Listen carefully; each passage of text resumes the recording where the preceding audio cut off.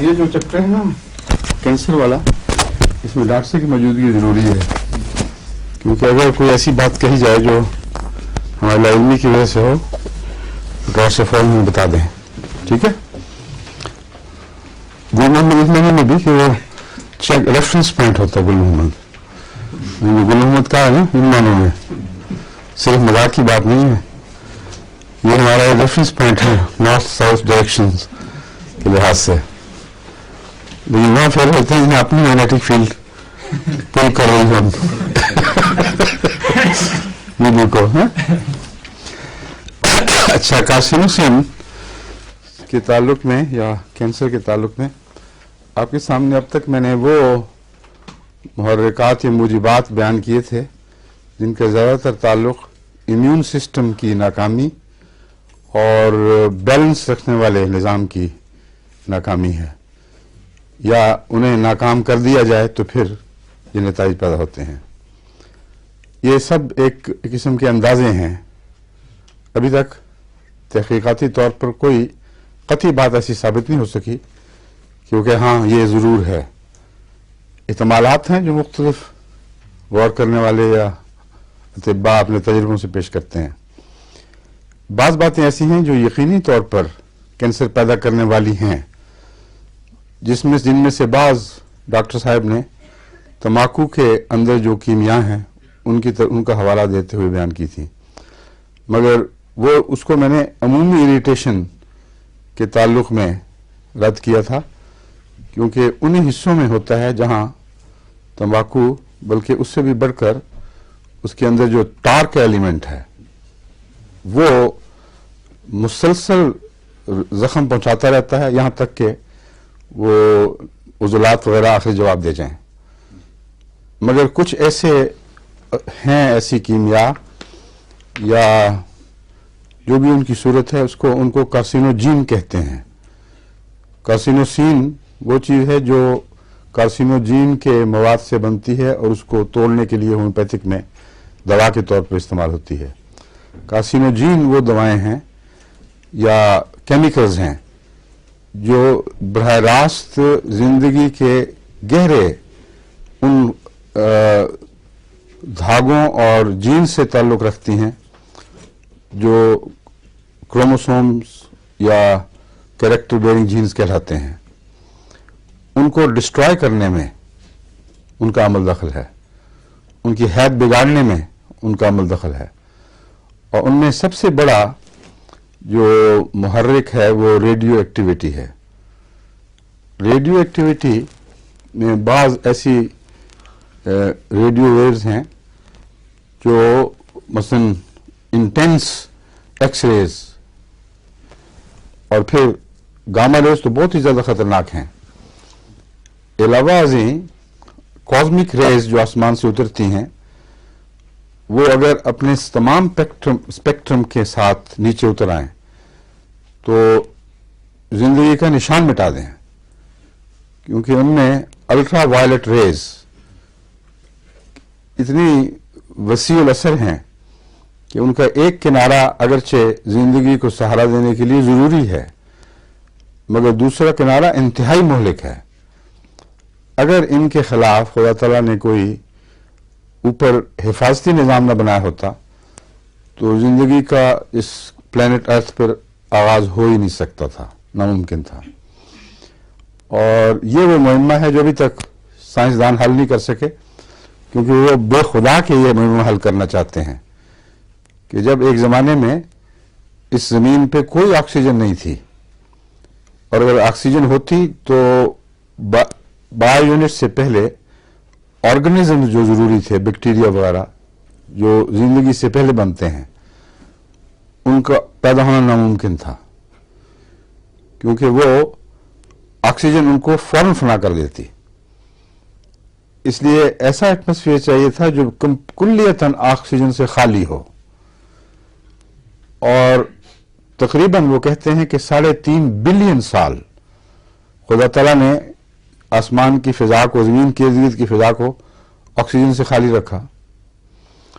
جب آکسیجن سے خالی ہوگا تو اوزون نہیں بن سکتی. اوزون ایک ہی گیس ہے جس میں 2 یا 1 کی بجائے 3 ایٹمز ایک مالیکول میں ہوتے ہیں، اور وہ آکسیجن کے ایٹم ہیں جو اوزون میں ہوتے ہیں.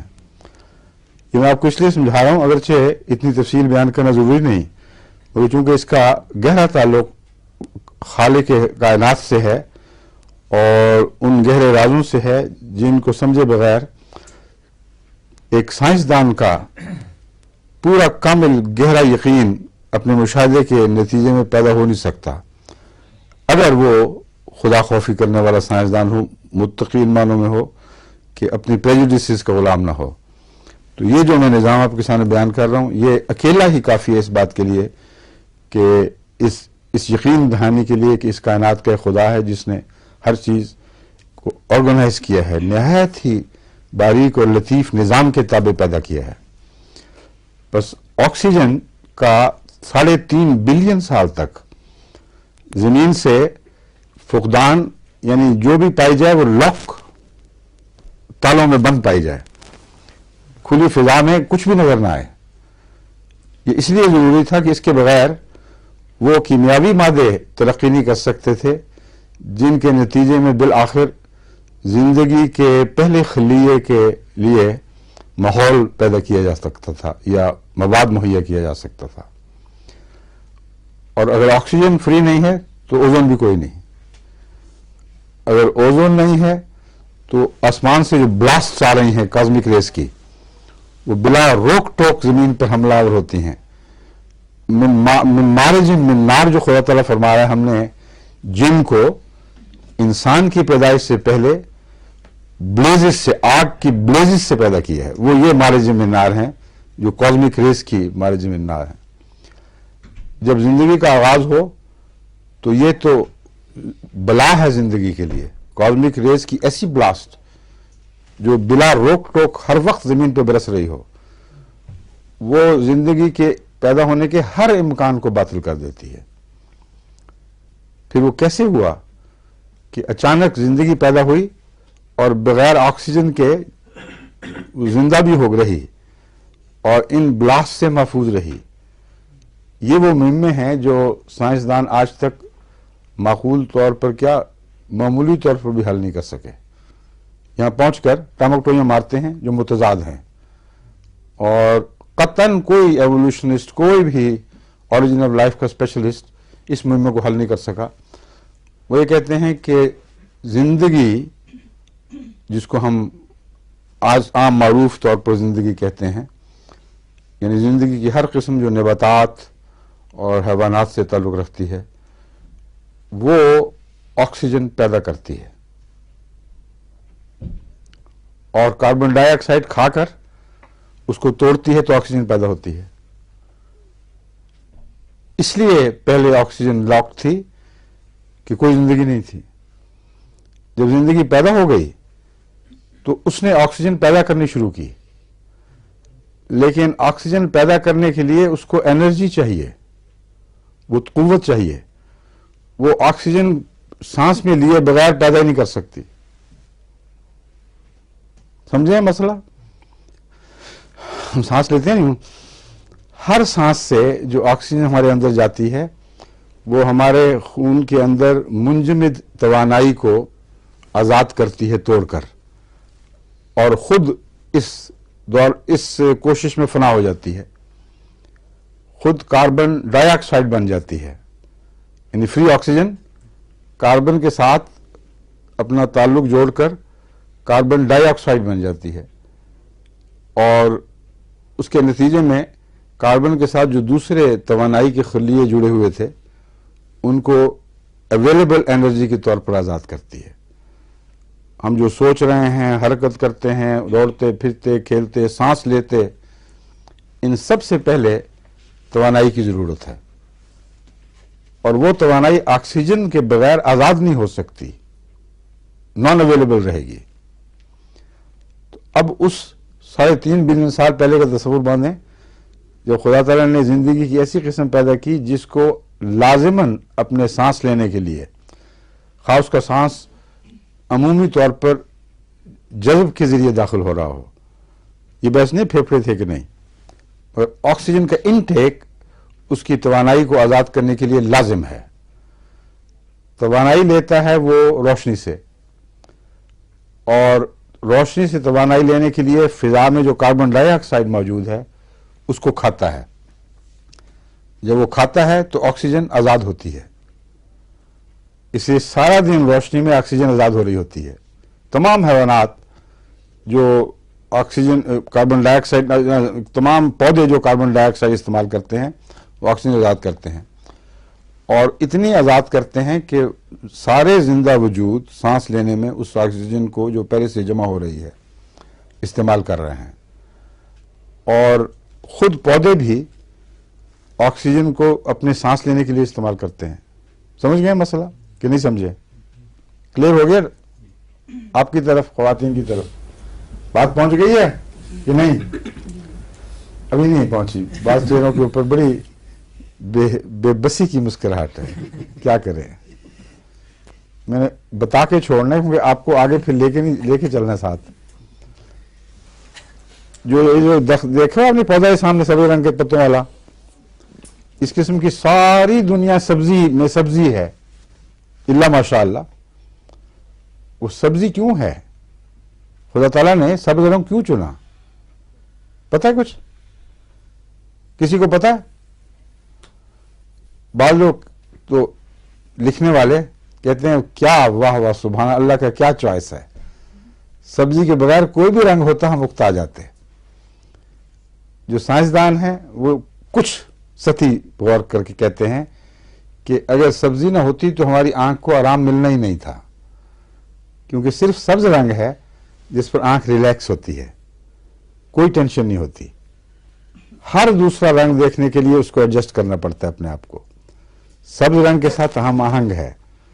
بس آپ سبزہ دیکھتے ہوئے جو بڑے ایک غیر محسوس سا مزہ محسوس کرتے ہیں، ایک ریلیکسیشن ہے جو ناقابل بیان ہے.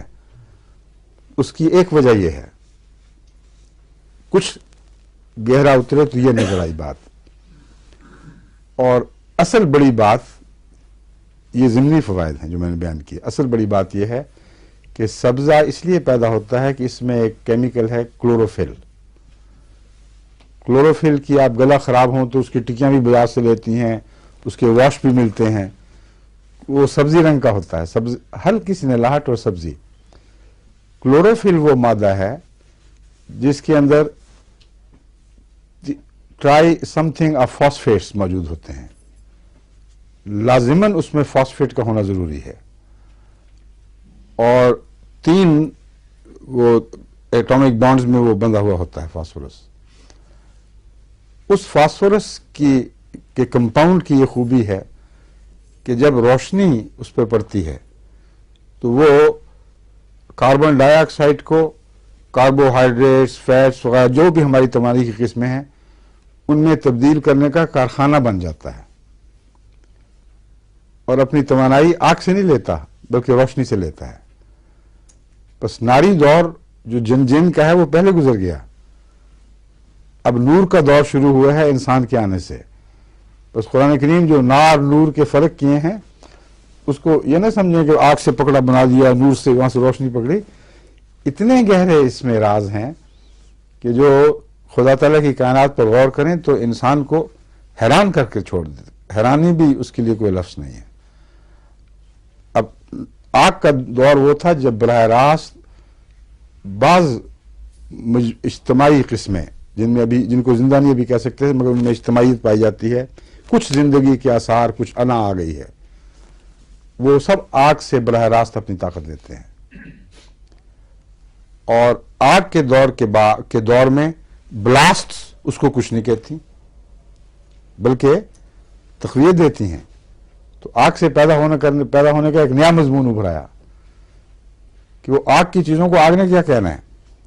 آگ ان کے لیے ضروری ہے، اور وہ بلاسٹ ہیں جس کے اندر وہ پنپتی ہیں چیزیں سب بلا روک ٹوک. جب نور کا دور شروع ہو تو آگ اس کی دشمن ہے، اور آگ اس کی دشمن ان معنوں میں بھی ہے کہ آسمان سے بلاسٹ اتر رہی ہیں، اس میں زندگی کا کوئی ذرہ پال ہی نہیں سکتا. اول اس کی حفاظت ضروری. ایک پہلی بات آپ کو یہ سمجھائی تھی. آسمان سے ان بلاس کے مسلسل برسنے کی راہ میں کوئی روک ہونی چاہیے جو زندگی کے امکانات پیدا کر دے. نمبر 2، وہ زندگی کی قسم فاسفورس کے کمپاؤنڈ پر منحصر ہے، جس کو ہم، اس وقت میرے ذہن سے نام اتر گیا، مگر وہ کلوروفل کی جان ہے، اس میں وہ سبز رنگ دکھاتا ہے، وہ یہی چیز ہے. وہ غذا بنانے کا کارخانہ یونیورسل کارخانہ ہے. ساری کائنات میں، زمین میں جتنی بھی غذا زندگی کو سہارا دینے کے لیے ضروری ہے، تمام تر اس کلوروفل سے بنتی ہے. ایڈینوسین ٹرائی فاسفیٹ اینڈ یا کیا ایڈینوسین ٹرائی فاسفیٹ. ایڈینوسین ٹرائی فاسفیٹ، جی ٹھیک ہے، اے ٹی پی. جی اے ٹی پی کہتے ہیں اس کو. اے ٹی پی اور اے ڈی پی ایڈینوسین ڈائی فاسفیٹ سے. نہیں، ڈائی کی نہیں بات کر رہے، ٹرائی والی بات کر رہا ہوں. Adenosine triphosphate. A T P اس کا خلاصہ ہے ایڈینوسین. ہاں، adenosine, that's right. Adenosine triphosphate. Phosphate کے 3 ایٹمز بندھے ہوئے ہوتے ہیں ہائیڈروجن وغیرہ دوسری چیزوں کے ساتھ. ان پر جب روشنی پڑتی ہے تو وہ ایک کارخانہ بن جاتا ہے جو کاربن ڈائی آکسائڈ سے ریئیکٹ کرتا ہے، اور روشنی کی طاقت اس ریئیکشن کو پیدا کرنے کے لیے ضروری ہے، کیونکہ یہ ریئیکشن انرجی کو ایبزارب کرتا ہے. ہر وہ کیمیکل تعلق جو توانائی کو ایبزارب کرے، جب وہ ٹوٹے گا تو کیا ہوگا؟ توانائی ریلیز ہوگی. اتنا سمپل سادہ سا حساب بھی نہیں آتا ناصر رشید کو. کیوں جی؟ آپ اگر کسی چیز کو جوڑنے میں کچھ طاقت استعمال کریں، کوئی سیمنٹ لگائیں، جب ٹوٹے گی وہ چیز تو سیمنٹ آزاد ہو جائے گا. بس ایڈرینوسین ٹرائی فاسفیٹ یہ وہ کلوروفل کا مرکزی مادہ ہے جو بجلی کی روشنی، آسمان کی نور کی روشنی کو استعمال کرتا ہے. صرف نور سے توانائی لیتا ہے، اور توانائی لے کر کاربن ڈائی آکسائڈ کو توڑ کر ہائیڈروجن اپنے آپ کو بھی توڑتا ہے، ہائیڈروجن اس میں لگاتا ہے، کاربوہائیڈریٹس بناتا ہے.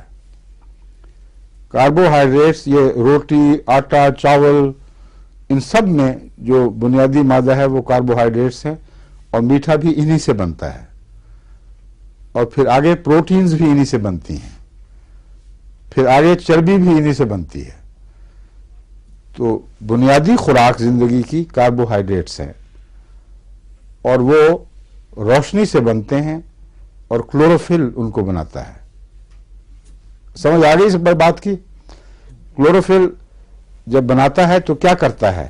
روشنی کی توانائی کو جذب کر کے اس کیمیا میں کو بنانے میں کام میں لاتا ہے، جس کو ہم کاربوہائیڈریٹ کہتے ہیں. اگر کاربوہائیڈریٹ کو توڑا جائے تو وہ طاقت جو جذب ہوئی تھی وہ آزاد ہونی چاہیے. کیوں جی؟ یہ سادہ سی بات ہے نا. اگر توانائی سیمنٹ ہے جس سے کاربوہائیڈریٹ جڑے، کاربن اور ہائیڈروجن اور آکسیجن جڑے ہوئے ہیں، اگر ان کو توڑ کے الگ الگ کرو تو وہ سیمنٹ تو نہیں غائب ہو جائے گا، وہ آزاد ہو جائے گا. یہ وہ روشنی کی توانائی ہے جو انسانی زندگی میں، ہر حیوانی زندگی میں، ہر نباتاتی زندگی میں جب آزاد ہوتی ہے تو اس کو طاقت ملتی ہے. اگر اس کو آزاد نہ کریں تو اسی طرح پڑی رہ جائے گی طاقت، کچھ بھی کام نہیں آئے گی. کسی کا گلا گھونٹ دو تو سانس بند ہو کر ہوتا کیا ہے؟ وہ آکسیجن جو کاربوہائیڈریٹس اور فیٹس اور ان کو پروٹینز کو توڑ کر ان کے اندر جو جوڑنے کی طاقت تھی ان کو آزاد کرتی ہے. وہ آکسیجن خون میں جاتی رہے تو ہو سکتا ہے، ورنہ نہیں ہو سکتا. جب اس کا خون میں جانا بند ہوا اسی وقت سب توانائی دھری کی دھری رہ جائے گی، وہ کسی کام نہیں آئے گی. موٹے آدمی بھی مرتے ہیں تو ان کی چربی کچھ ان کو بچا نہیں سکتی. اگر سانس بند ہو گیا تو گیا. گوشت ہو، مسلز ہوں، جو کچھ ہو، اس کی طاقت کا راز آکسیجن کی اس طاقت میں ہے کہ وہ سیمنٹوں کو توڑ کر ان کو الگ الگ کرتی ہے. بس دراصل یہ ایک منفی طاقت ہے جس کو خدا نے مثبت طاقت میں استعمال کر لیا.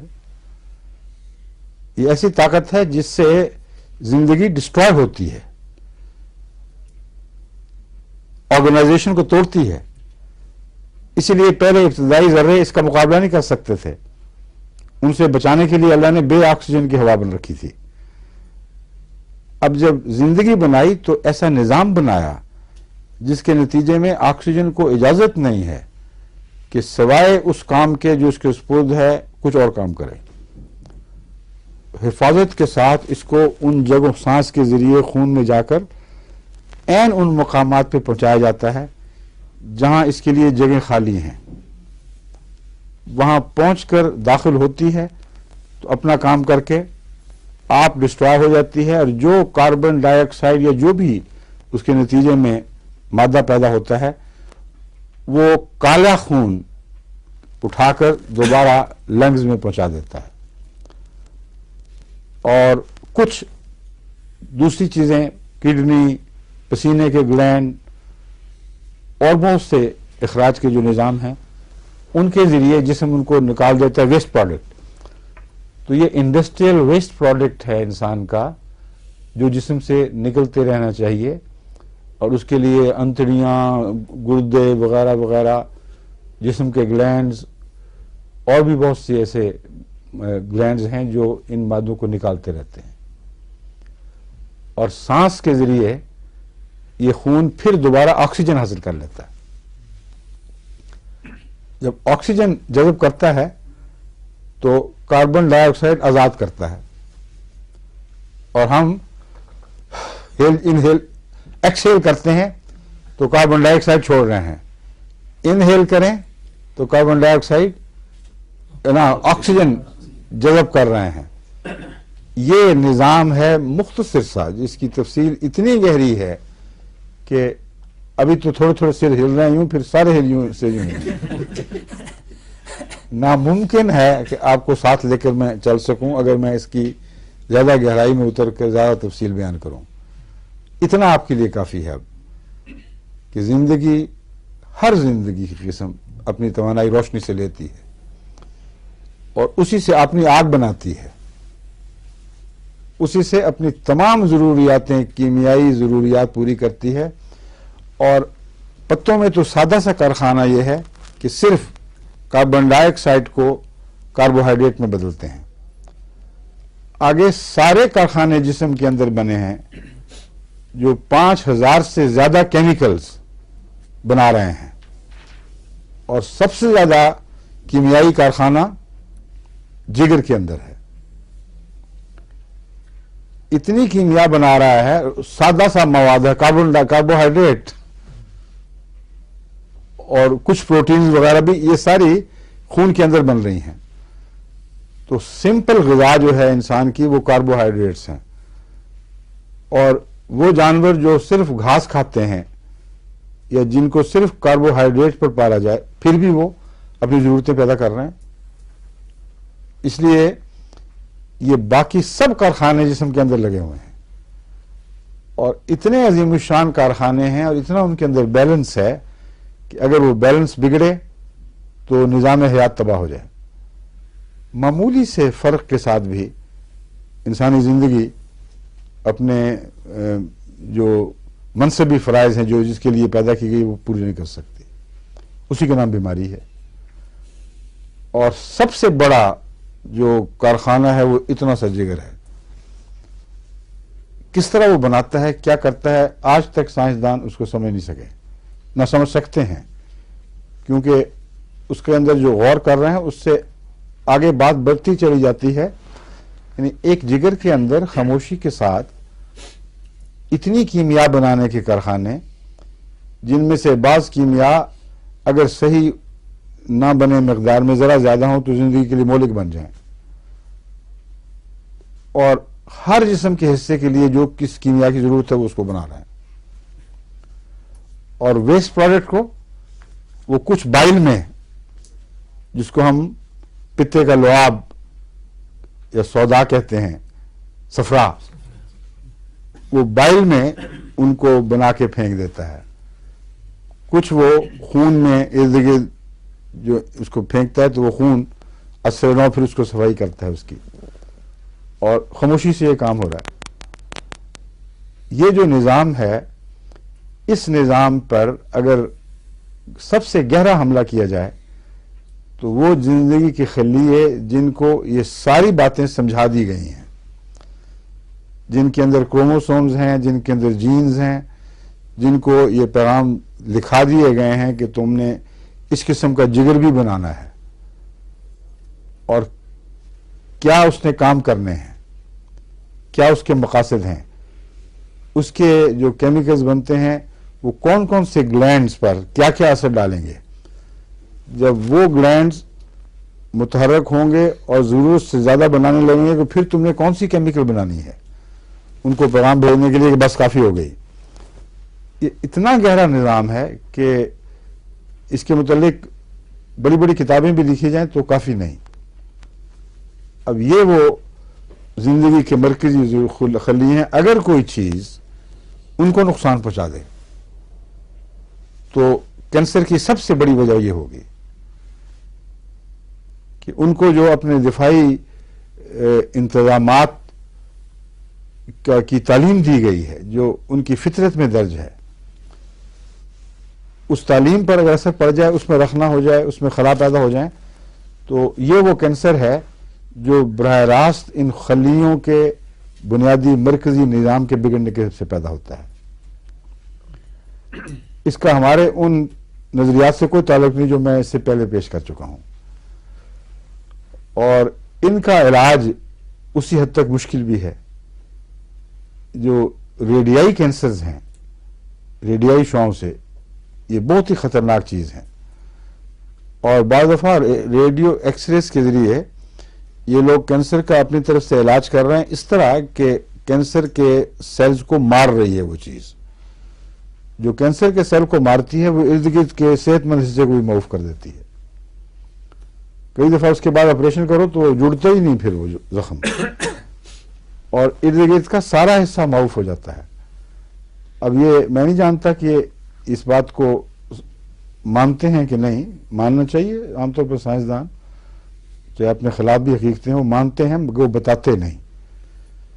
مگر میرا تجربہ ہے کہ جس کو ریڈیو تھراپی ہو جائے اس پر ہومیوپیتھک اثر دوا کم اثر دکھاتی ہے، اور بعض دفعہ بہت اونچی طاقت دیں تو اثر دکھا بھی دیتی ہے، ورنہ عام طور پر اس مریض کے معاف حصے تک پیغام پہنچتا ہی نہیں، کیونکہ بیچ کا جو مادہ ہے، پیغام رساں مادہ جو ارد گرد ہوتا ہے، وہ معاف ہو چکا ہوتا ہے. تو کینسر کو مارنے کے لیے زندگی کو بھی ساتھ مار دیتے ہیں. ایک یہ خطرناک چیز ہے. دوسرا ہے کارسینوجین، یعنی وہ مادے جو ہماری پولوشن سے، کیمیائی پولوشن سے پیدا ہوتے ہیں، اور بہت بڑے بڑے کارخانے ہیں جو بے شمار چیزیں بنا رہے ہیں، مگر اس جگر کا اور انسانی اندرونی نظام کا مقابلہ نہیں کر سکتے، کیونکہ اتنے بڑے ویسٹ پروڈکٹ کو جو ہمارے جسم میں پیدا ہو رہا ہے، اس آسانی سے ایسی چیزوں میں بدلنا جو زندگی کے لیے مضر نہ ہوں بلکہ اس کی بقا کے لیے ضروری ہوں. فضلہ پھول پھل پیدا کرنے کے کام آئے، سانس آکسیجن کو پھر بحال کر دے جو ہم نے استعمال کی تھی، اور یوریا جو ہے وہ کھاد بن جائے.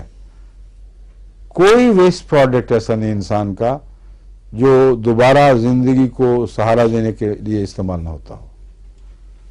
اس سے زیادہ پرفیکٹ ایکو سسٹم ممکن نہیں ہے. لیکن انسان جو کارخانے بناتا ہے اس کے ویسٹ پروڈکٹ کو سنبھال نہیں سکتا. اور خاص طور پر دو قسم کے ویسٹ پروڈکٹس ہیں جو انسانی صحت بلکہ ساری حیوانی صحت کے لیے انتہائی مضر ثابت ہو رہے ہیں. ایک ہے ریڈیو ایکٹیو ویسٹ، یعنی جب یہ ایٹامک توانائی حاصل کرنے کے لیے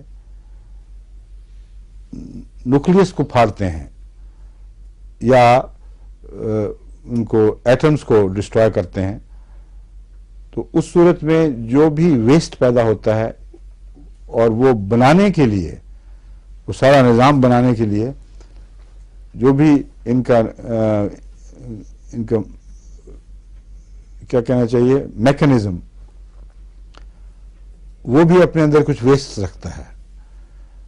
और वो सारे कल पुर्जे जो बहुत वसी तादाद, बहुत बड़ी तादाद में हैं और बहुत ज़्यादा हैं, आप तसव्वुर नहीं कर सकते, एटम बम यूं नहीं बन जाता। उसको बनाने, कंट्रोल करने के लिए बेशुमार छोटे छोटे कल पुर्जे हैं जो बैन ही ज़रूरत के मुताबिक बनाने पड़ते हैं। उनकी तामीर और तख्लीक में भी जितने कारखाने काम कर रहे हैं उनको वेस्ट प्रोडक्ट है। फिर इंसानी अयाशी की ज़िंदगी के लिए, मसलन आपकी कॉस्मेटिक्स के लिए जितने कारखाने हैं उनका एक वेस्ट प्रोडक्ट है, शराब का एक वेस्ट प्रोडक्ट है, और नई नई किस्म के जो फास्ट फूड बनाए जाते हैं उनके प्रिजर्वेटिव्स के अंदर भी कुछ ऐसे मादे हैं जो एक नस्ल में नहीं पता चल सके, मगर आहिस्ता आहिस्ता मालूम हो रहा है कि वो पूरी तरह जिंदगी उनसे मुताबिकत नहीं खाती। तो ये सारा वेस्ट प्रोडक्ट है जिसको इंसान संभाल नहीं सकता। इसीलिए अल्लाह ताला कुरान करीम बार बार फरमाता है कि इन चीज़ों को देखो, जो पौधा निकलता है किस तरह इसको हम काम में लाते हैं, किस तरह इसको संभालते हैं। क्या तुम हो जिसने इसको उगाया है या हम उगाने वाले हैं? ये जो सूरत है बड़ी अजीम शान सवालिया सूरत है। हर चीज़ उठाकर अल्लाह ताला कहते बताओ तुमने पैदा किया या हमने पैदा किया। तो इंसानी तख्लीक का कितनी ही हैरत अंगेज क्यों ना हो, आप बहुत मुतासर होते हैं, हवाई जहाज ये सब कुछ, लेकिन हर चीज जो इंसान पैदा कर रहा है उसके वेस्ट प्रोडक्ट को संभालने के काबिल नहीं है। हवाई जहाज़ों का वेस्ट, मोटरों का वेस्ट, ये जो पेट्रोलियम जलता है और तवानाई में तब्दील होता है, तो इसके तवानाई जब निकलती है तो इर्द गिर्द जो कुछ बनता है वो खुदा ताला हमारे अंदरूनी वेस्ट को संभालते ही संभाल नहीं सकते, उसको रिलीज करते हैं और कोशिश करते हैं कि रिलीज अगर पूरा ना हो तो बाद चीज़ों में जज़ब करके उसको मुठ्ठियां बनाकर पैक करके फिर कहीं फेंका जाए, मगर गले से बला उतरती नहीं, कहीं ना कहीं कुछ करना है उसका। वो जो वेस्ट प्रोडक्ट है, अब जो ऐसे साइंसदान जो जिंदगी से मोहब्बत रखने वाले हैं उनकी बड़ी बड़ी सोसाइटीज बन गई हैं, उनका ततब्बो करते हैं और साबित करते हैं कि तुम लोग जुल्म कर रहे हो अपनी जान पर ही नहीं बल्कि दूसरे हैवानात की जान पर, और बाज़ हैवानात तुम्हारे अयाशी के सामानों के नतीजे में एक्सटिंक्ट हो रहे हैं, नापैद हो रहे हैं दुनिया से। मसलन ब्लू व्हेल्स हैं, ब्लू व्हेल्स आर्कटिक सर्कल में अभी तक मिलती हैं, मगर अक्सर जो इर्द गिर्द जाया करती थी, सैरें करती थी, वो करीबन गायब हो गई हैं।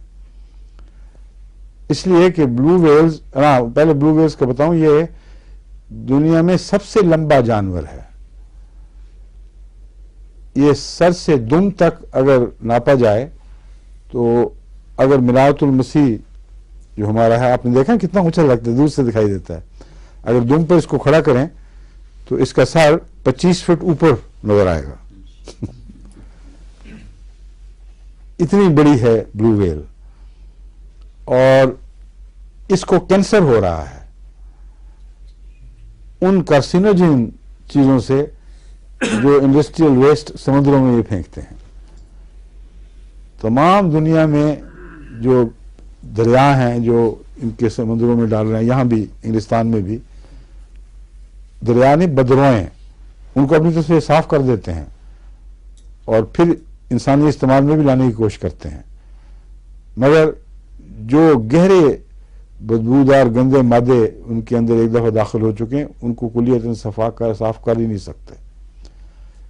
लेकिन इसके अलावा बाज इंडस्ट्रियल ऐसे वेस्ट हैं जिनको इन पानियों में नहीं मिलने देते। ये जो सफाई का निज़ाम है, ये आपकी गंदगी को साफ करने का निज़ाम है ताकि आपको दोबारा वही पिलाई जा सके। اللہ تعالیٰ نے دیکھو کتنا صاف رکھا ہوا نظام. اب سب کچھ وہی پیتے ہیں جو ویسٹ ہے زندگی کا، مگر سمندروں سے ہوائیں اٹھتی، سب گندگی پیچھے چھوڑ جاتی، پھر اوپر جاتی ہیں تو اوپر وہی ریز جو زندگی کے لیے شدید خطرہ ہیں، یعنی اوزون کی لہریں، ان کے اندر رہی سی بیکٹیریا وغیرہ سب چیزیں مٹا کے فنا کر دیتی ہیں. ٹھنڈی پاکیزہ ہوا بنتی ہے، ٹھنڈا صاف پانی بنتا ہے، اس میں کوئی گندگی کا نشان نہیں رہتا، سوائے اس کے جو ویسٹ یہ اٹھا رہے ہیں، خدا کے نظام کے بیچ میں دخل اندازی کر رہے ہیں. پاکیزہ ہوائیں پانی سے، پیارے پاکیزہ صاف ستھرے پانی سے لدی ہوئی اوپر اٹھی، ادھر سے کارخانے کی جو چمنی ہیں وہ ان کے اندر اپنا گند داخل کرتی ہیں، اور طرح طرح کے خوفناک مادے اس صاف شفاف پانی میں داخل کر دیتی ہیں جن کو خدا تعالیٰ نے آپ کے لیے پیوریفائی کیا تھا. وہ جب برستے ہیں مہامالا کی یا دوسرے پہاڑوں کی چوٹیوں پہ تو وہاں کی زندگی پر اثر انداز ہو رہے ہوتے ہیں. پھر جب وہ پانی بہتا ہے تو وہ بھی ان مادوں کو بالآخر سمندر پہ پہنچا دیتا ہے، اور ادھر سے انڈسٹریل ویسٹ ڈائریکٹلی جو سمندر میں پھینکتے ہیں. انہوں نے ثابت کیا ہے کہ جو سائنسدان تحقیق کر رہے ہیں کہ 50% تک بھی خطرہ ہے کہ وہ ویلز خصوصیت سے اور باقی بعض زندگی کی قسمیں جو سمندر میں رہتی ہیں کینسر میں مبتلا ہوں، کیونکہ یہ ویسٹ کینسر پیدا کرتا ہے. اور اس کینسر کا اس دفاعی نظام وغیرہ کے مضمون سے کوئی تعلق نہیں ہے. کوئی غلطی سے یہ سمجھ لے کہ بس یہی سب کچھ تھا. یہ وہ کینسر ہے جو زندگی کے مرکزی بلڈنگ نظام، جس کو ڈی این اے یا آر این اے کہتے ہیں، وہ مٹیریل، وہ برکس، وہ اینٹیں جس سے زندگی بنائی جاتی ہے، ان کے اندر جو خدا تعالیٰ نے کیریکٹر بیئرنگ جینز اور کروموسومز پیدا کیے ہوئے ہیں، ان کو تمام آئندہ کے حالات بتا دیے گئے ہیں، مرتسم کر دیے گئے ہیں وہاں کہ تم نے اس طرح میں یہ کرنا ہے، فلاں میں یہ کرنا ہے، یہ کرو گے تو یہ نتیجہ نکلے گا، وہ کرو گے تو یہ نتیجہ، اپنے آپ کو سنبھالنا ہے تو اس طرح سنبھالو، وغیرہ وغیرہ وغیرہ. اس سارے نظام پر اگر کوئی چیز حملہ آور ہوتی ہے تو وہ کینسر پیدا کر دے گی، کیونکہ اس کے اندر ہی جو اپنے بعض احکامات کو کنٹرول میں رکھنے کے مادے تھے،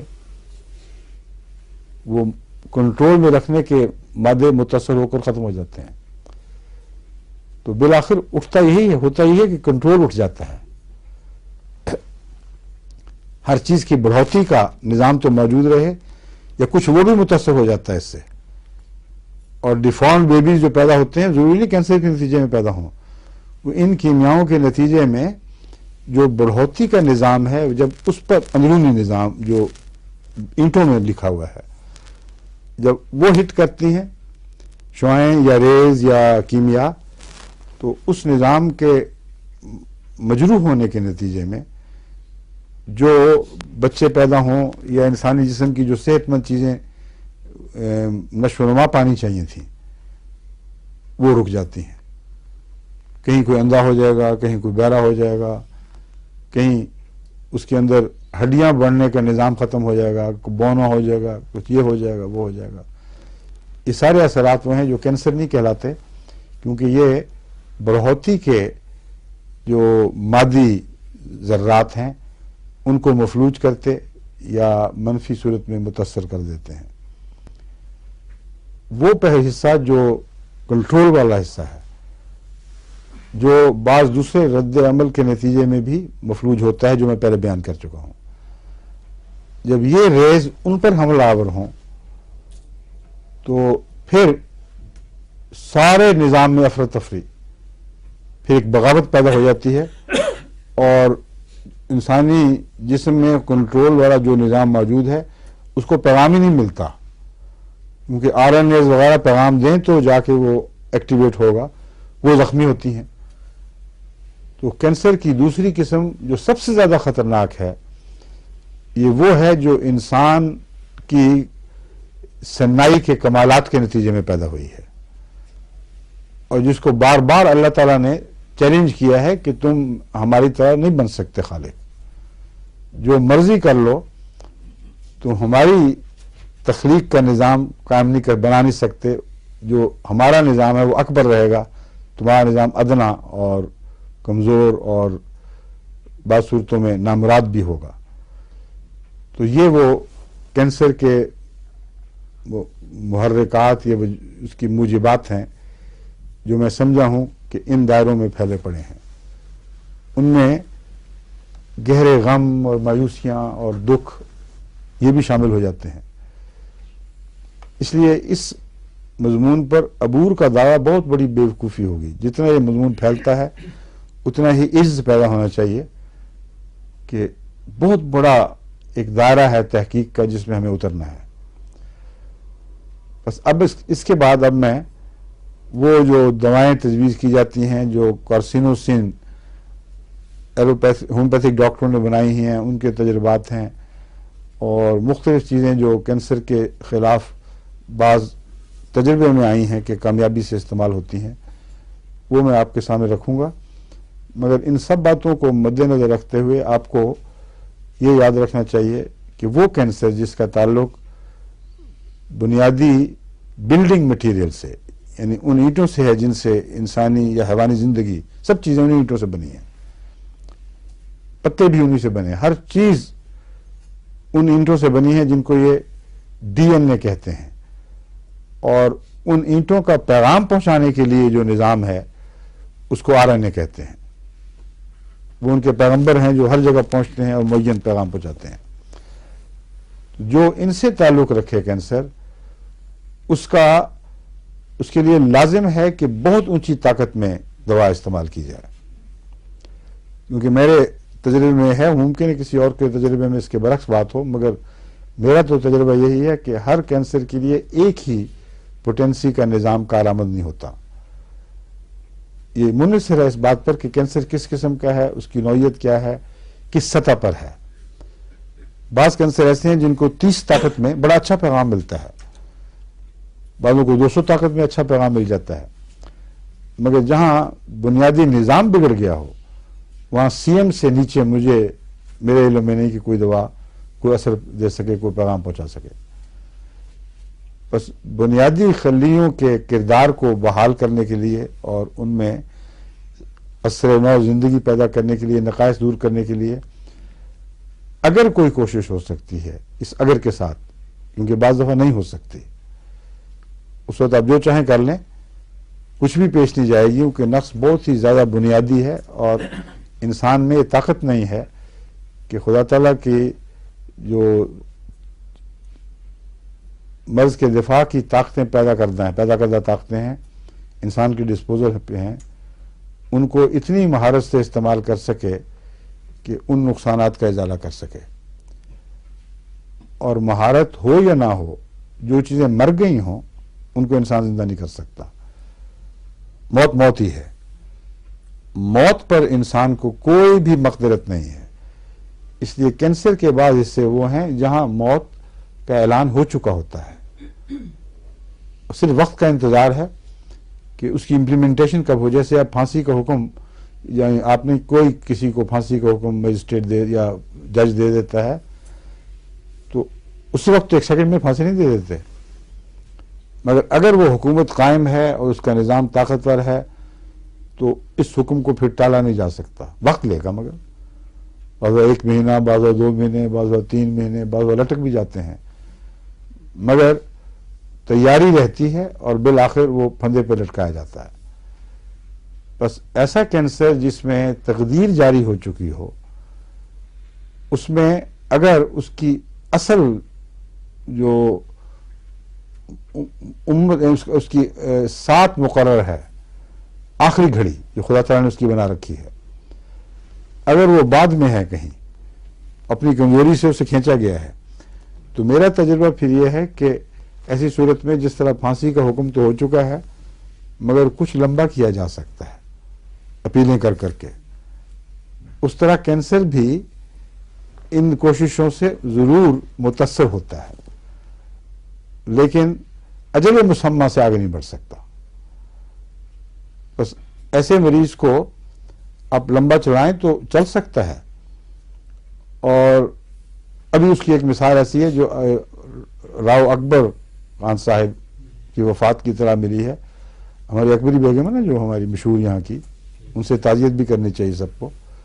اور میں اس اعلان کے ذریعے ساری دنیا کو بتا بھی رہا ہوں، بہت نیک مخلص انسان تھے راؤ اکبر، بہادر آدمی، بالکل ننگی تلوار تھے احمدیت کے لیے، غیرت کی، اور بڑا روب داب تھا اپنے علاقے میں. ان کو کینسر ہو گیا جگر کا، 3 سال پہلے کی غالباً بات ہے. اور یہاں سے ڈاکٹروں نے چھٹی کی کہ جاؤ گھر جا کے مرو. میرے پاس آئے، بہادر تھے، یہ کوئی بات نہیں، اللہ میاں کو جو کہوں ٹھیک ہے. اور اکبر بیگم کی جان نکلی ہے، وہ مجھے کہا کوئی نہیں ٹھیک ہے، السلام علیکم پڑھنے آئے، خدا حافظ. میں نے کہا خدا حافظ کرا لیں لیکن ساتھ دوائیاں بھی کھائیں کچھ. اور وہاں جا کے اطلاع ملی کہ میں ٹھیک ٹھاک ہوں. اور ابھی اس جلسے پہ بھی آئے، سارے اثرات اس کے غائب ہو گئے، دوڑے پھرتے تھے، ٹھیک کھاتے تھے، ہنستے کھیلتے، آواز میں طاقت. اب جب واپس گئے ہیں کچھ عرصے کے بعد تو اچانک ان کو دوسری جگہ کینسر کا حملہ ہوا ہے. جگر کو نہیں اب اس نے چھیڑا، مگر چونکہ بنیادی کمزوری موجود تھی اور اجل مسمہ آ گئی تھی، اس لیے اطلاع ملنے سے ہی پہلے وہ کھا گیا. اور یہ بھی اللہ کا احسان ہے کہ اگر سہولت کی مہلت مل جائے اور وقت مقررہ آئے تو پھر آنن فانن جائے مریض، ورنہ بیکار کوششیں، گھسیٹنا، آپریشن کرنا، کیمیائی علاج، ان میں انسان مبتلا ہو جائے تو بڑی مصیبت پڑتی ہے. تو اللہ کے فضل سے ہنستے کھیلتے رخصت ہو گئے. اب یہ وہ مثال ہے جو میں کہہ رہا ہوں کہ اگر بنیادی طور پر کوئی ایسا نقص بن چکا ہو جس کی اصلاح کی انسان میں طاقت نہیں کیونکہ موت کا حکم آ گیا ہے، تو حکم کو ہومیوپیتھی ہو یا کوئی دنیا کی پیتھی ہو وہ ٹال نہیں سکتی. اللہ کا حکم اٹل ہے، لیکن اپیلیں ہو سکتی ہیں اس کے دربار میں، اور مریض کو سہولت سے سنبھال کر پیار سے آگے بڑھایا جا سکتا ہے. اور مرنا تو سب نے ہے، اس لیے اگر اس طرح سہولت سے زندگی اس کی لمبی ہو جائے تو بہت بڑی نعمت ہے. اور یہ تجربہ ہومیوپیتھی میں باقی سب نظاموں کے مقابل پر بہت زیادہ ہے، حیرت انگیز ہے. آج کل تو کوئی ڈاک کر دیں ایسا نہیں جس میں ایسی خبریں نہ ملتی ہوں کہ اس طرح ڈاکٹر نے نکال کے باہر مارا تھا، آپ نے تسلی بھی دی، دعا بھی کی اور یہ دوا بھی دی، اب ہم دکھا کے آئے. ڈاکٹر کہتے ہیں کچھ بھی نہیں، تمہیں جاؤ بھاگو یہاں سے. مگر کچھ ایسے مریض ہیں جو 15 سال سے تو مجھے معلوم ہے وہ لٹکے ہوئے ہیں اللہ کے فضل سے اور ٹھیک ٹھاک ہیں. مگر کچھ ایسے ہیں 2-3 سال خوش رہتے ہیں اور اس کے بعد پھر اچانک چلے جاتے ہیں. تو کینسر میں اگر گہرے خلیے متاثر ہو چکے ہوں اور تقدیر کا حکم ان پہ لکھا جا چکا ہو کہ اب اس سے آگے یہ جان نہیں بڑھے گی، تو پھر آپ کو یہ کوشش ضرور کرنی چاہیے کہ ایسا مریض ہنستا کھیلتا سہولت سے رخصت ہو. اور یہ دعویٰ نہیں کرنا چاہیے کہ ہم بیٹھے ہم سلیشیا سی ہم نے دیکھ رہے ہیں آن فانٹ ہو جائیں. سب سے زیادہ پاگل اور بے وقوف وہ ہومیوپیتھ ہیں جو چند کامیابیوں پہ نازاں ہو کر خدائی کا دعویٰ کر بیٹھتے ہیں. اور جتنے چھوٹے عطائی ہومیوپیتھ ہیں یہ بڑے تیزی سے کرتے ہیں کام. مجھے خیال دیکھتے ہیں اوہ آپ نے تو یہ دوائیاں دی ہیں نا، یہ چٹکلا لیں بس، مجال نہیں جو کوئی مریض بچ سکے اس سے. اس کا مطلب ہے نیک اثر سے، میں کہہ رہا ہوں بد اثر سے. عجیب و غریب خطوط آتے ہیں. کوئی سیالکوٹ کا ماہر فن ہے، کوئی گجرانوالے کا ماہر فن اٹھا ہے، کوئی پنڈی بھٹیاں سے پیدا ہوا ہے، اور وہ کہتے ہیں جی ہم نے جو تجربہ کر کے دیکھ لیا نا یہ بوٹی ہے بس، کوئی کینسر ہو مجال نہیں کہ اس کا مریض بچ سکے. یعنی پیغام اندر لائن یہ ہوتا ہے. یہ بیوقوفی کی باتیں ہیں، تقدیر سے کوئی لڑ نہیں سکتا. لیکن یہ کوشش کرنا کہ سہولت کے ساتھ زندگی کے باقی دن کٹیں، یہ ہر طبیب کا فرض ہے. اور اللہ کے فضل سے اگر وہ اچھا ہومیوپیتھ ہوگا تو اس کے مریض زیادہ اچھی حالت میں جان دیں گے بنسبت اس کے کہ ہسپتال میں ایڑیاں رگڑیں، پیٹ کھلے ہوئے ہوں، زخم मुंह फाड़ फाड़ के देखते हैं और कुछ बस ना चले, बंद का बंद बना बनाया जैसा कि अल्लाह ने बनाया था उस तरह का दफन कर दिया तो क्या क्यों ना बेहतर हो और सहूलत से जाए, हंसता खेलता बातें करता। तो इसलिए मैं तो ज़ाती तौर पर इस चीज़ को बेहतर समझता हूँ। चुनांचे अमेरिका वाला जो मैंने आपके सामने मामला रखा था उसको भी 7-8 साल हो गए, उनका बच्चा काफ़ी बड़ा हो गया। वो खातून जिनके सामने डॉक्टर ने 2 ऑप्शन रखी थी, या तो 2-3 महीने के अंदर मर जाओ और या फिर 6 महीने तक जिंदा रहो, और उस सूरत में हम आपको रेडियो एक्टिव दवाइयाँ देंगे और एक्सरेज के लिए इलाज करेंगे, कीमिया के जरिए इलाज करेंगे। तो फिर आपको हम कहते हैं आपका भारी इम्कान है कि 6 महीने तक रहें। मैंने उससे कहा, मैंने कहा ये 2 ऑप्शन हैं, और तीसरी ऑप्शन ये है कि खुदा की जब भी तकदीर आराम से उसके साथ रुखसत हो जाए, 2-3 महीने रगड़ के रहने का कोई मकसद नहीं है, बड़ी जलील जिंदगी है। कल जाना है, आज जाना ही है, अस्सलाम वालेकुम करो और हंसती खेलती जाओ, और इनको अपने जिस्म को इनको तजुर्बों के लिए ना पेश करो। और दूसरी ये है कि होम्योपैथिक इलाज साथ कराओ, और अल्लाह के फजल से इस इलाज में ताकत है। अगर तकदीर नहीं आई तुम्हारी अभी तक तो तुम्हारी उम्र लंबी हो सकती है। टांग कटी हुई, उसमें ताकत ही नहीं थी, क्या कहते हैं क्रचेस के ऊपर चलने वाली, 6 महीने में क्रचेस फेंकी, चलना शुरू किया, 1 साल के अंदर हामला हुई, बच्चा पैदा हुआ कैंसर की मरीजा को, और वो काफी बड़ा हुआ, वो काफी होशियार है। जब मैं गया था अमेरिका तो मुझे मिलने आया था, हैरान हो जाता आदमी देखकर, और नॉर्मल सेहत वाली जिंदगी। तो ये हो सकता है, मगर ये दावा करना कि जरूर होगा ये जहालत है। इम्कानात हैं बहरहाल, तो अल्लाह चाहे तो ऐसे मरीजों को जिनको डॉक्टर ला इलाज करार दे दें, उनको इतनी जिंदगी भी दे सकता है जैसा कि मैंने बयान किया है, और तकलीफें दूर करने में तो बहुत ही मुमकिन है ये दवा इलाज। इस तमहीद और इस इंतबाह के बाद कि आप अपनी हैसियत को न भूलें, इंसान बहुत ही लाइल्म है, जितना भी हमारा इल्म है, बल्कि सारी कायनात में जब से शऊर पैदा हुआ है उस सारे शऊर का जितना भी इल्म है वो अल्लाह ताला के इल्म के मुकाबले पर एक जर्रे के बराबर भी नहीं है। वला युहीतून बिशैइन मिन इल्मिही इल्ला बिमा शाअ। इसलिए अब वक्त थोड़ा है, मैं आपको आखिरी चीज ये कहूंगा कि मरज खा कोई भी हो, कैंसर हो, ये भी उठा लो वापस ले जाना, या दूसरे अमराज हों, उनमें एक नुक्ता याद रखें कि सबसे ज्यादा मौसर चीज दुआ है। अगर यकीन से की जाए और अफरत तफरी में न की जाए, दिल लगाकर और समझ के अपने इज्ज को खुदा के हुजूर पेश करके दुआ की जाए कि ए खुदा अगर कुछ है, तेरे कवानीन के मुताबिक कुछ बाकी है, तो फिर हमें भी शऊर बख्श, हमें हमारी रहनुमाई फरमा, और इस मरीज के इस्लाही निज़ाम को ताकत बख्श, और हम ये देखें मौजज़ा के एक मुर्दा जिंदा हो रहा है। ये दुआ जो है ये हर होम्योपैथ डॉक्टर के लिए जरूरी है। एलोपैथी के लिए भी है, मगर होम्योपैथ के लिए इसलिए कि उसका निज़ाम शिफा ही रूहानियत से ताल्लुक़ रखता है, ऐसी बारीक दर बारीक ताकतों से ताल्लुक़ रखता है जो कीमियाई तौर पर उसकी दवाओं में दिखाई जा ही नहीं सकती। नामुमकिन है उसका कोई भी वजूद का जर्रा उन दवाओं में नहीं, सिर्फ मीठा देते हैं आप।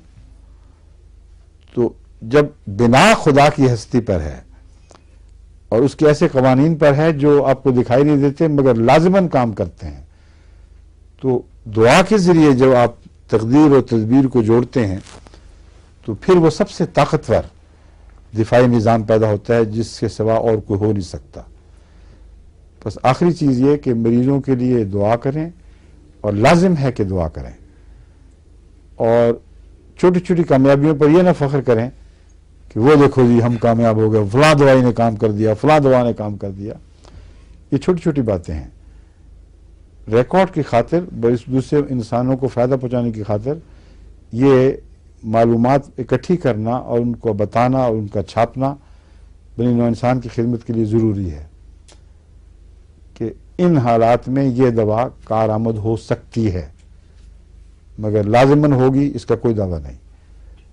और अहमदियों के लिए खुसूसियत के साथ याद रखना चाहिए कि वही दवाएं अगर दुआओं के साथ आप देंगे तो कारआमद हो सकने का इम्कान बहुत ज़्यादा होगा। अगर बगैर दुआओं के देंगे तो जो आम होम्योपैथिक का निज़ाम है उसमें भी अच्छे अच्छे बाज़ असरात दिखाई देते हैं, मगर वो भी गालिबन इसी वजह से हैं कि ये एक रूहानी निज़ाम है और रूहानी निज़ाम दुआ के करीब तर है क्योंकि तकदीर से बंधा हुआ है। इसलिए उस कामयाबियों के मेयार को आप अपनी दुआओं से और बुलंद कर सकते हैं, यहाँ तक कि अपने मुंतहा तक पहुंचे, उसके आगे कोई पेश नहीं जाती। सिदरतुल मुंतहा से तो आगे रसूल सल्लल्लाहु अलैहि वसल्लम भी नहीं गए, इसलिए एक होम्योपैथ कहाँ छलांगे मारता फिरेगा वो जगह है जहाँ खुदा का अर्श तंज़ीही है। बस दुआ करके अगर किसी को रुखसत करेंगे तो आपको आप भी फायदा पहुंचेगा। हर दुआ को जब अपनी दुआ को कबूल होते देखता है तो उसे ये बताने की भी जरूरत नहीं कि मेरी दुआ कबूल हुई है। वो कबूल होकर अपने पीछे एक जिंदगी का असर छोड़ जाती है और वो पहले से जिंदा तर हो जाता है। इसलिए दुआएं करें तो आपको आपका मरीज ही बेहतर और निस्बतन आरामदेह लंबी जिंदगी नहीं पाएगा, बल्कि आप भी पहले से बढ़कर जिंदा हो जाएंगे और फिर रफ्ता रफ्ता आपका शऊर भी रोशन होगा। जिसमें दुआओं का मादा हो, अल्लाह ताला उसके शऊर को ज़रूर रोशन करता है और उसके नूर का एक जलवा उसके दिमाग में दायमन रह जाता है। इसलिए रसूल सल्लल्लाहु अलैहि वसल्लम ने फरमाया अल्लाह के नूर से देखता है, यरा बिनूरिल्लाह। तो ये ऐसी चीज़ नहीं जो बाहर से कोई नूर उतरा हुआ दिखाई देगा। इस मज़मून को मैं यूँ समझा हूँ कि दुआएं करने वाला जब दुआ के ज़रिए खुदा ताला की हस्ती, उसके इक़्तिदार की शहादतें आंखों से देख कर फिर देता है तो उसके नतीजे में उसके अंदर वो नूर पैदा होता है, यानी खुदा की हस्ती का वो यकीन जो आम यकीन से बढ़कर है। और जितना उस यकीन का मर्तबा ऊंचा होगा उतना ही उसके वजूद के अंदर नूर का जो पहलू है वो फैलता और बढ़ता चला जाएगा।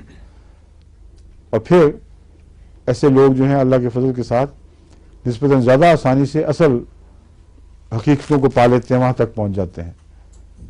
और इसके बगैर भी दुनिया के डॉक्टर जो होम्योपैथिक में या किसी और इलाज में बार बार कोशिश करते हैं तो उनको भी खुदा एक फितरी नूर देता है, उनसे नाइंसाफ़ी नहीं करता, मगर दुआ वाला जो नूर है वो उस पर गालिब है, उससे बालातर है। और आम भी मैंने देखा है कि वो लोग जो कोशिश करते हैं, जैसे आपको फोबिस्टर की आपने किताब दी है, नज़र आता है कि माशाल्लाह एक रोशन इंसान था और बड़ी फरासत के साथ चीज़ों का जायजा लेता था, कोई तासुब नहीं, कोई पहले से बनाए हुए रुझानात नहीं हैं जिनके ज़रिए वो रस्ते तलाशे, रस्तों की पहचानता है, उन रस्तों पर चलता है जो खुदा ने तलाशे हुए हैं। यही बेहतरीन साइंस का निज़ाम है जिसमें इंसान हक़ाइक़ को पा सकता है। बस आप इन सारी बातों को जो कैंसर के मुतालिक मैंने बयान की हैं पेश नज़र रखते हुए दुआओं के साथ ऐसे मरीजों का इलाज करें। कुछ बहुत सी बातें हैं पहले बयान कर चुका हूँ, कुछ हैं जो अब इस मज़मून के हवाले से जो मैंने कुछ बयान की थी मज़ीद बयान करूँगा। अब वक्त हो गया है, इसलिए अस्सलाम वालेकुम।